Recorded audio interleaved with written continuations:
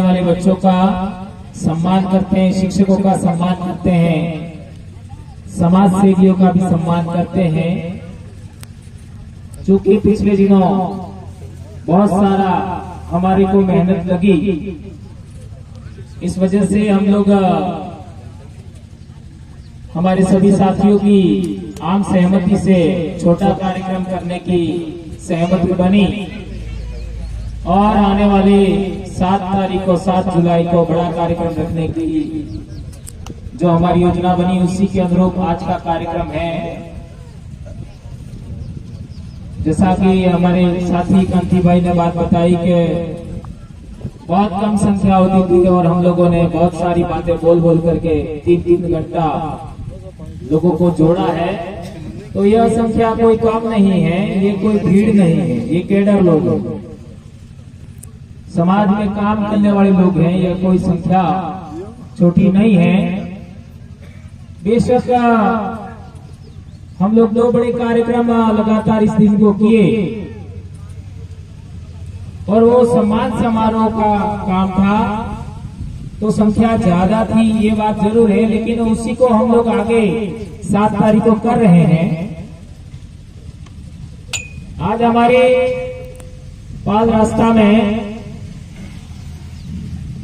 गमेती नाना भाई खाट के नेतृत्व में उनके संरक्षण में जो स्कूल चल रहा था, उस स्कूल को बंद कराने और नाना भाई खाट का बंदूक की कुंदों से जो मारपीट हुई उसमें उनका देहांत हुआ रास्ता में ही। और जैसा कि हम सबको पता है कि काली बाई को गोली उसी दिन लगी, लेकिन उनकी डेथ बाद में हुई।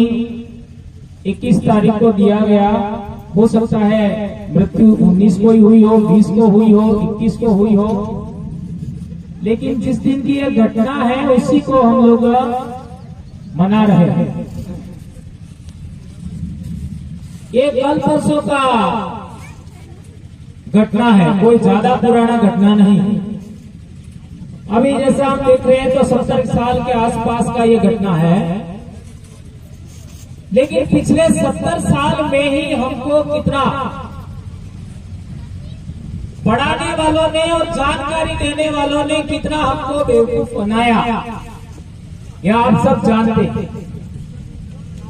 आज भी कई लोग गलत लिख रहे हैं और गलत बातों का प्रचार करते हैं कि अंग्रेजों ने गोली मारी।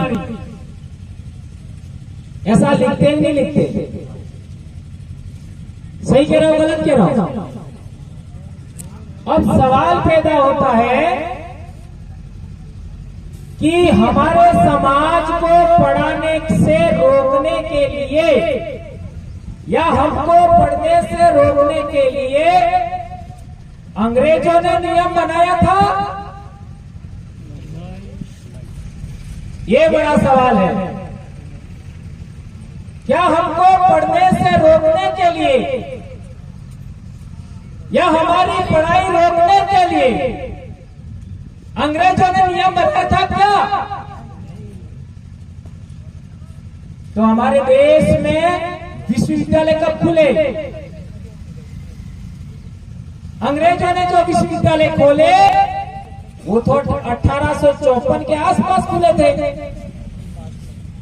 और ये घटना है 1947 की।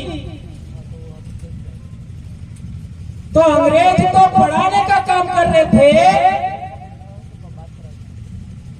तभी तो कई सारे लोग पढ़े। अंबेडकर साहब 1956 में मरे, तो अंबेडकर साहब को किसने पढ़ाया? वो कौन सी शिक्षा व्यवस्था की वजह से पढ़ाई किया? अंबेडकर साहब से भी पहले ज्योतिराव फूले ने भी स्कूलें खोली थी, सावित्रीबाई फूले ने भी स्कूलें चलाई। तो वो कौन से नियम, कौन से कानून की वजह से चल रही थी और किसने चलाने का अधिकार दिया? ये बात भी हमको जानना समझना पड़ेगा। अब हम लोग देखते हैं कि संत सुरमाल महाराज के जमाने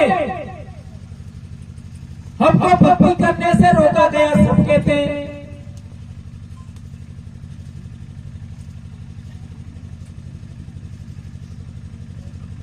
अब ये भक्ति करने से रोकने का नियम किसने बनाया था? क्या अंग्रेजों ने नियम बनाया था? तो कई भक्तों को तो ये भी पता नहीं है। कई समाज के बड़े बड़े समाज सेवियों को भी यह बात पता नहीं है। हमारे समाज का लाभ लेकर के, आरक्षण का लाभ लेकर के विधानसभा और संसद में गए उन नेताओं को भी पता नहीं है। और समाज का आरक्षण का लाभ लेकर के सर्टिफिकेट लगा करके नौकरियां कर रहे उन लोगों को भी पता नहीं है कि भक्ति करने से रोका किसने था? क्या अंग्रेजों ने रोका था?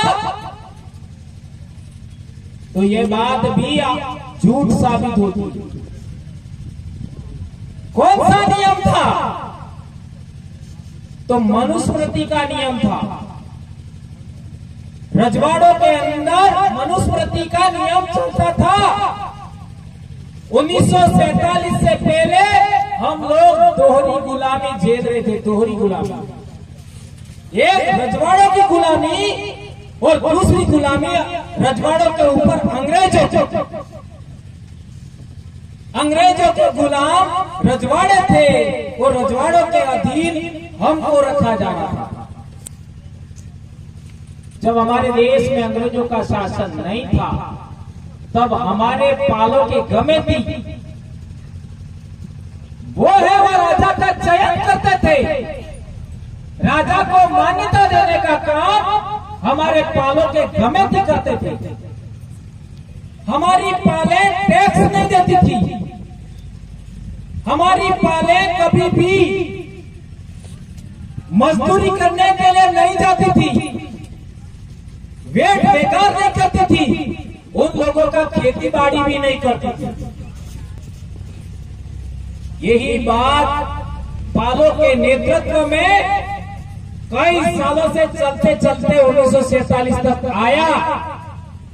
तो राष्ट्रपाल का गमे थी कौन सी विचारधारा, कौन सा सिद्धांतों के तहत नाना भाई खाट काम कर रहे थे, ये बात आपको समझना होगा।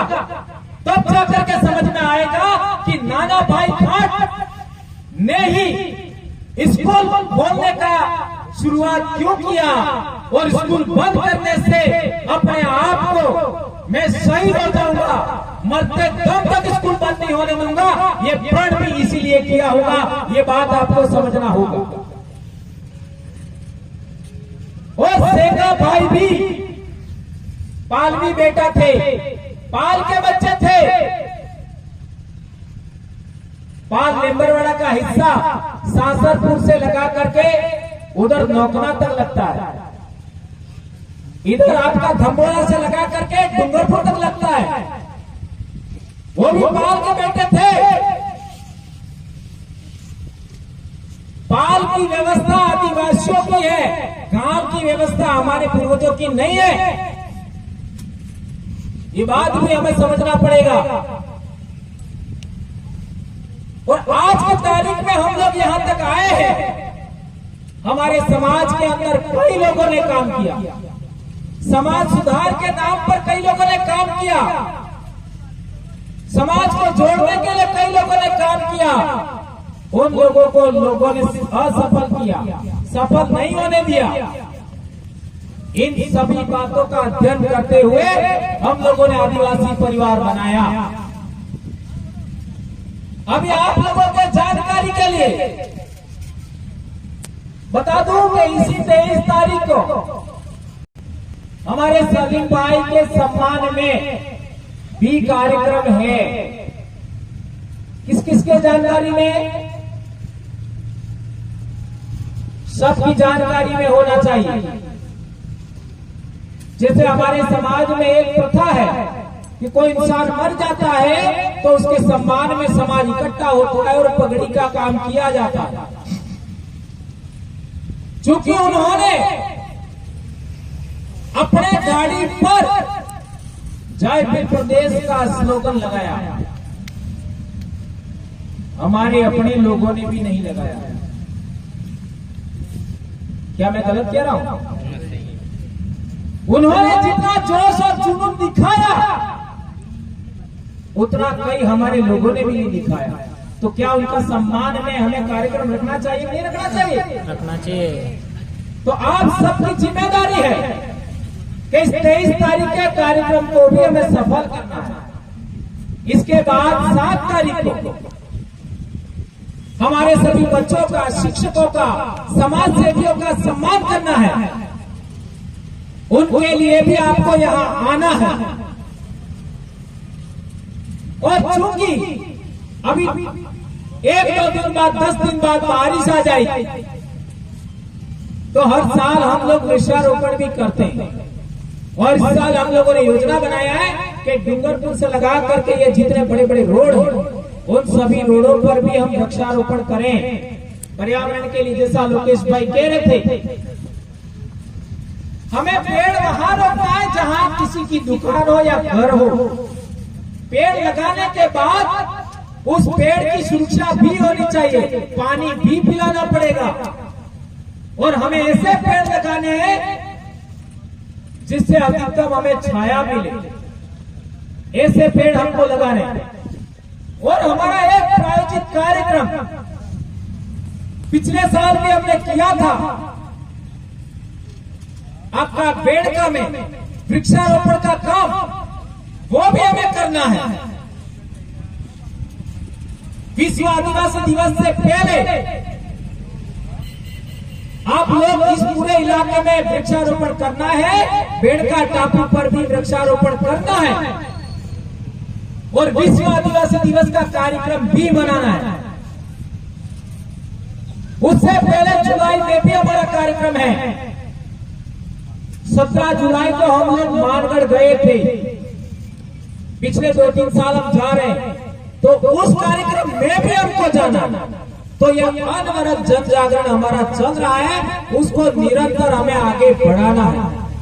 तो मैं बात कर रहा था कि हमको शिक्षा लेने से किसने रोका? तो अंग्रेजों ने नहीं रोका, क्योंकि अंग्रेजों ने स्कूलें खोल दी थी, पढ़ा रहे थे। ये बात हमें ध्यान देना होगा। हमको भक्ति करने से अंग्रेजों ने नहीं रोका, ये बात भी हमको ध्यान रखनी चाहिए।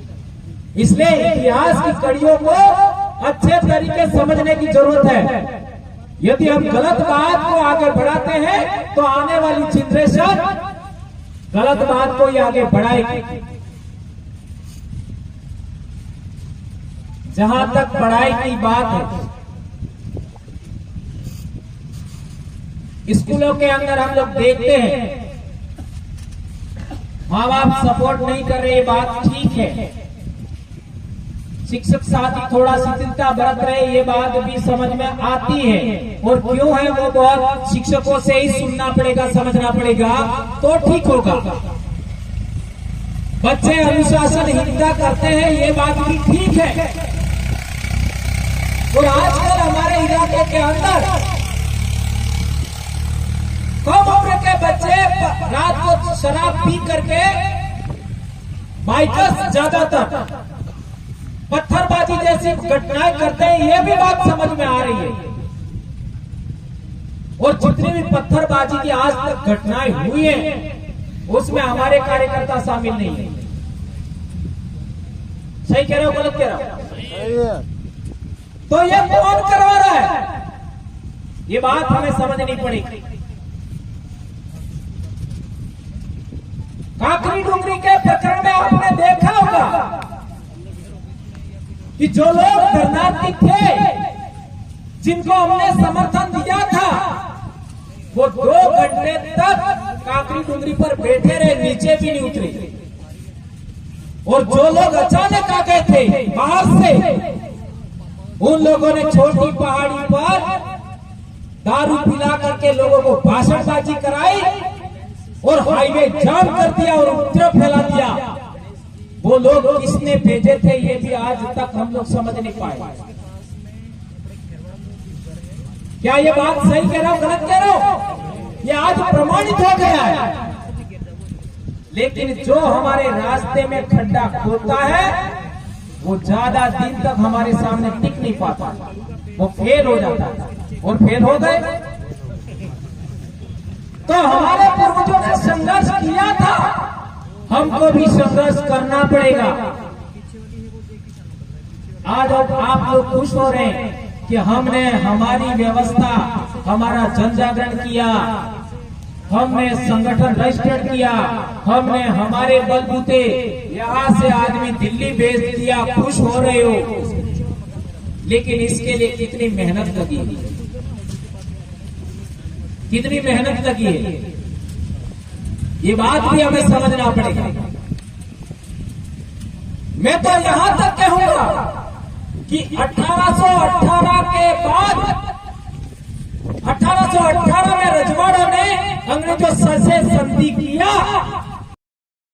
उससे लगा करके आज तक हमारे जिन लोगों ने मेहनत किया उसका परिणाम आज हमारा दिल्ली में एक आदमी गया और हमारे पूर्वजों का कथन कि दिल्ली मारी गादी है अंग्रेजिया, ने मानो रे मानो, यह सफर करने में हम लोग कामयाब हुए। तो विचार करिए 2024 में 1818 को घटाइए, कितना साल लगा। इतने सालों का संघर्ष फलीभूत हुआ है, ये बात हमें समझना पड़ेगा। हम लोग लगातार छोटी से बड़ी की सफलता की ओर आगे बढ़ रहे हैं। आज मैं शिक्षा के क्षेत्र में एक और इम्पोर्टेंट बात आपके सामने शेयर करना चाहता हूं। 18 साल का बच्चा वोट देता है, am I right? 18 साल के बच्चे तक किसने फोन नहीं दिया बताओ, उसको खूब दो। आपका बच्चा 18 साल हुआ तब तक कौन से बच्चे को आपने अपने बच्चों को फोन दिया या नहीं दिया? वो आपका फोन यूज कर रहा है अलग बात है,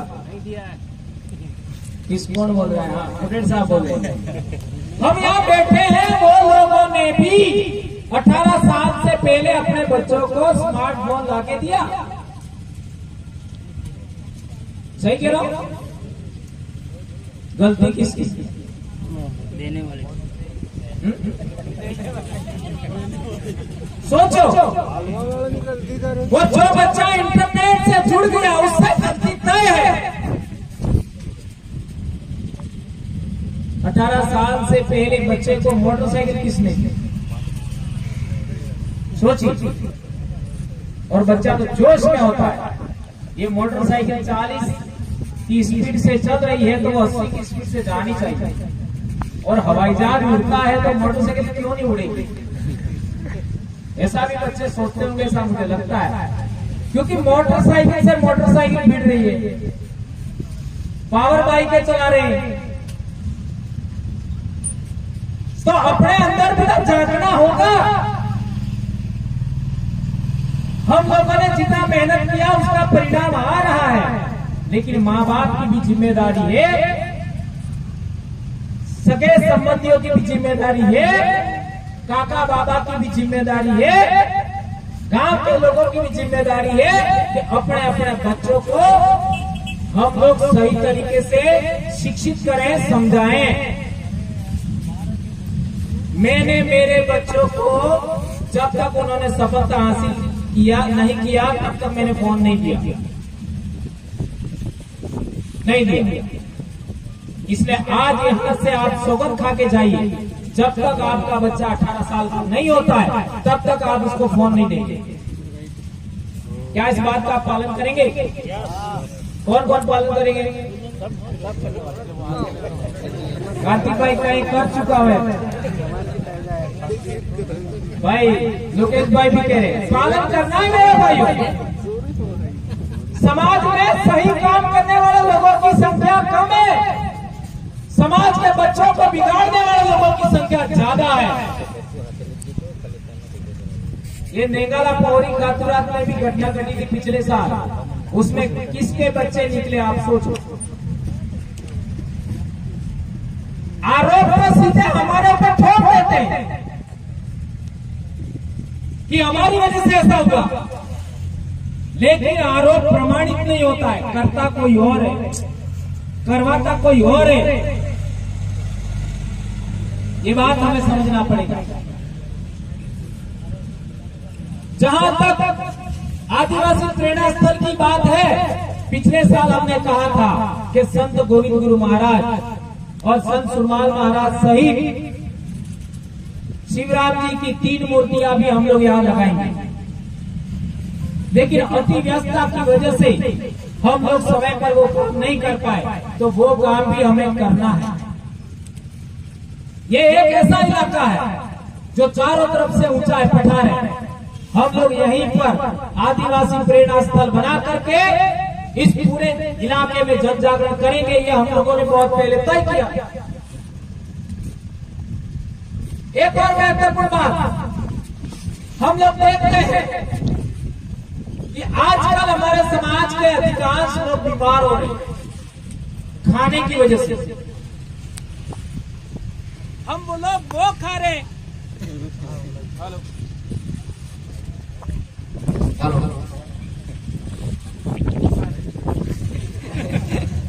हम लोग वो खा रहे हैं जो नहीं खाना चाहिए, और जो खाना चाह रहे हैं, खाना चाहिए, वो नहीं खाते। आपके और मेरे दादा दादी दिन खुलते ही तुरंत खाना खाते थे। रोटी नहीं बनी तो शाम की वो सेक करके खाते थे। सही कह रहे हो, गलत कह रहे हो? आज बच्चे सुबह बगैर खाना खाए स्कूल आ जाते हैं और वापस घर जाके खाना खाते हैं। तो बच्चों का बॉडी कैसे बनेगा, बताओ मेरे को? है? और कई माँ बाप तो इतने लेजी है कि बच्चों को 10 रुपया दे देते हैं, कब खाई लीजिए। और बच्चा क्या खा रहा है? पाउच।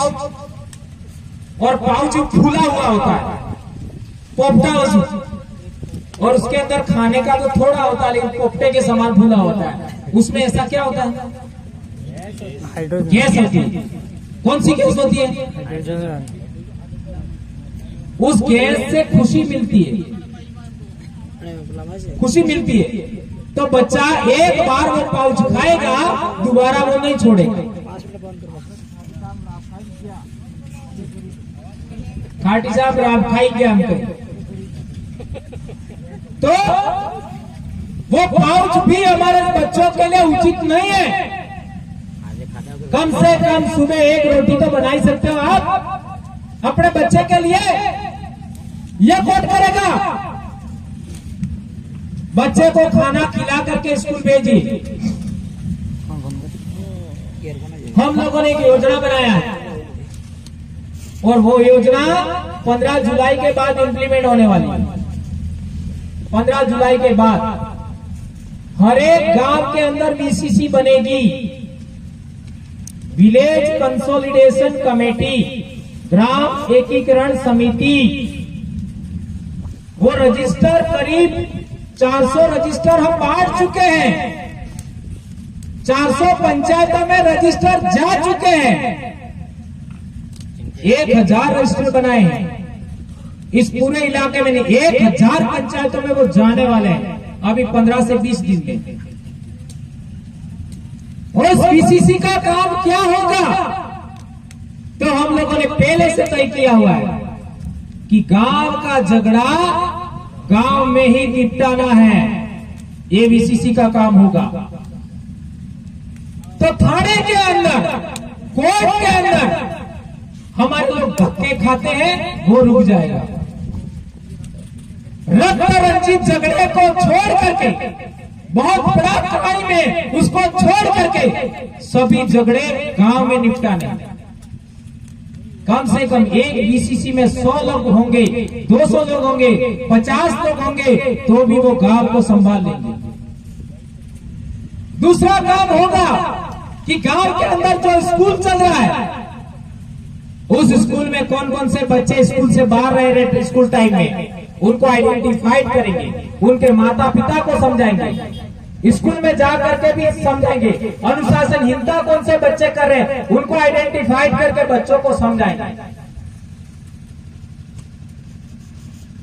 और तीसरा बहुत महत्वपूर्ण काम, हम लोग अभी पूरे देश भर में जो अनाज आदिवासी उगाते हैं, क्योंकि अभी मैं चंडीगढ़ गया था बीमार होने के बाद, तो वहां पर डॉक्टर्स लोगों ने बताया था कि अभी हम लोगों को गेहूं खाना बंद कर देना चाहिए। गेहूं खाना बंद कर देना चाहिए। अब आप तो सोच में पड़ गए होंगे, साला खाए तो क्या खाए, ये तो करो नहीं सकता है, खाए तो क्या खाए। अब जो लोग सबसे ज्यादा गेहूं उगा रहे हैं, हरियाणा और पंजाब वाले, वो लोग बड़े पैमाने पर बीमार हो रहे हैं आजकल। तो वो लोग अब मिलेट्स खा रहे हैं। मिलेट्स क्या खा रहे हैं? मिलेट्स। और वो मिलेट्स अमेज़न पर भी मिलता है। मोटा अनाज। मिलेट्स में क्या आता है? कोदरा। तरी सार थकी नेसे वाला आतोसा करो कणिक से कोदरा डीटा 30 साल नेसे તમે 30 ના થોડા એ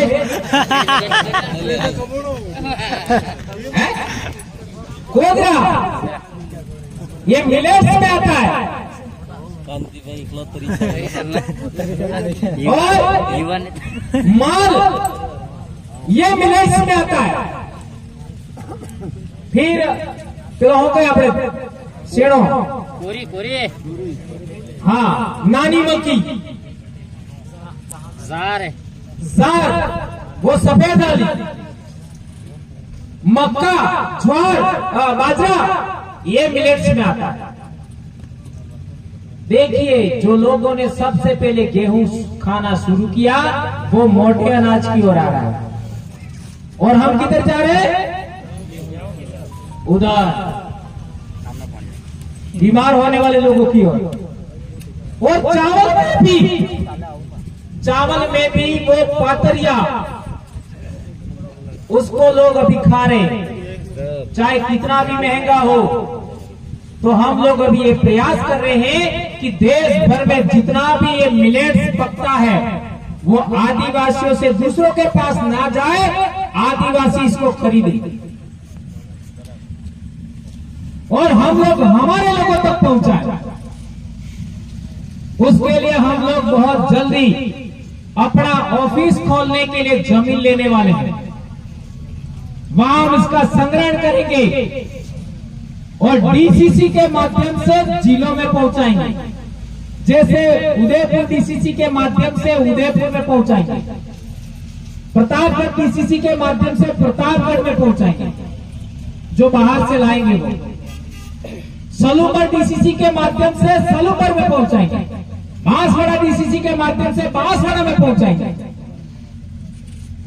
और डीसीसी है वो बीसीसी के माध्यम से उस ब्लॉक में पहुंचाएंगे, और बीसीसी है वो बीसीसी तक पहुंचाएंगे। ये हम लोग तय कर रहे हैं और ये काम करने वाले, इसमें कई लोगों को रोजगार मिलेगा। इसके लिए कंपनी का भी रजिस्ट्रेशन हो गया है। मसाले अभी जो आंध्र प्रदेश से जो भाई अपने डूंगरपुर में हमको मिलने आए थे वो 12 किलो काली मिर्च लेके आ रहे थे। 12 किलो काली मिर्च का कीमत कितना होगा? मुफ्त में देने के लिए ला रहे थे। सोच सकते हो कितना कीमत होगा? और वो भी काली मिर्च ऑयल वाली थी, तेल वाली। तेल निकाल करके काली मिर्च जो बेची जाती है वो, और तेल वाली काली मिर्च, दोनों के बीच में 7 गुना भाव का अंतर है। बगैर तेल वाली और तेल वाली 7 गुना महंगी केरला में। तो आप विचार कर सकते हो कितना रुपये की वो हुई। हवाई जहाज में उनको रोक दिया, वो नहीं ला पाया, मुफ्त में उनको दे के आ गए। हम तो भी मुफ्त देने वाले थे। अब सवाल पैदा होता है कि वो काली मिर्च उनके पास कहां से आई? वो खुद उगाते। 42 प्रकार का तो अनाज आपका चावल अकेला एक जिले में पकता है। 42 प्रकार का चावल, विचार करिए। कोई ऐसे अनाज है जो हमारे यहाँ पैदा ही नहीं होते, वो चीजें उस आदिवासी बेल्ट से हम यहां लाएंगे। गुजरात के अंदर एक आदमी ने प्लानिंग किया और गांव के गांव जुड़ गए, तो पिछले साल केवल हल्दी अदर 2 करोड़ रुपए नहीं अदर वेची 2 करोड़ रुपए नहीं। वो लोग साबुन बना रहे हैं, वो लोग पाउडर बना रहे हैं, वो लोग चटनी बना रहे हैं, मसाला बना रहे हैं, पापड़ बना रहे हैं और फिर मार्केट में बेचते हैं। महुए को लड्डू बना करके बेचते हैं। महुड़ कार्य खा देते थे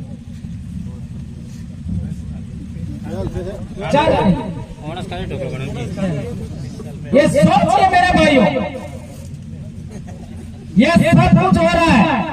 कितना बड़ा हमने योजना बनाया है, आप कल्पना नहीं कर सकते।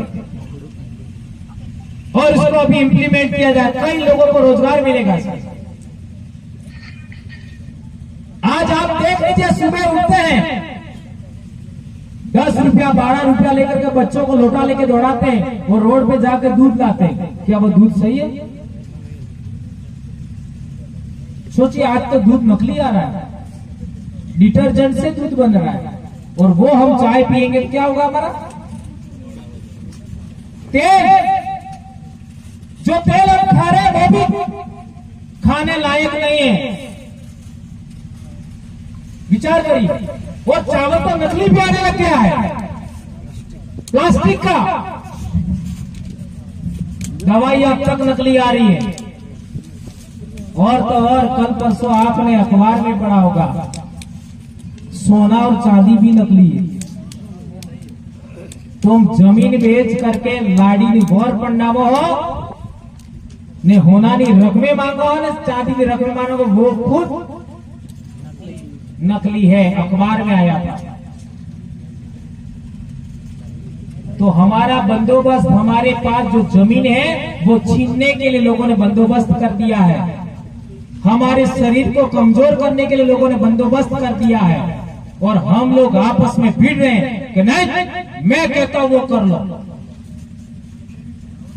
थोड़ा समाज को जोड़ने लायक तो बनो, समाज को समझाने लायक तो बनो। लोग समाज हित की बात को आगे नहीं बढ़ा रहे, व्यक्तिगत हित को आगे बढ़ा रहे। मारो बोलो थई जाए। अरे तो रुपया लईने ऊपर नहीं जमाना है, मरवा बात उन्होंने चांदी नहीं खावाना है। एक गरीब जी रोटा खाइस तो खावाना। समाज के लिए जीना सीखिए मेरे दोस्तों, समाज के लिए काम करना सीखिए। ये बहुत बड़ी योजना हम लोगों ने 2018 में बनाई। 2017 से 2018 के बीच पूरा किताब लिखा है। मैंने योजना बनाया था और वो मैंने 14 जनवरी को सिलवासा में भी बोल दिया था कि हम लोगों ने ये जो हमारे समाज के जो स्वतंत्र आवाज विधानसभा और लोकसभा भेजने की योजना बनाई है, वो अब लगभग पूरी हो गई। अब हम लोग दूसरा काम करेंगे।